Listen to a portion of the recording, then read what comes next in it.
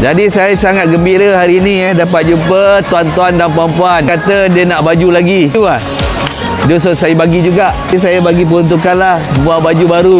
Biasanya perempuan mau baju je. Lain dia tak mau. Dia mau baju Cina. Tapi hari ini saya happy lah. Orang Cina jemput saya lah. Yang datang pun ramai. Bagi makan sikit-sikit pun ramai. Kalau dulu susah. Sekarang Tokong pun ada jemput saya lah. Terima kasih Tokong pun ada jemput saya. Jadi saya sangat happy. Saya ingat boleh kita balik zaman dahulu.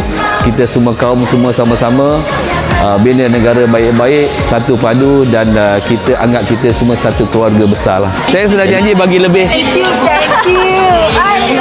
Yang kuai lah. Ya betul.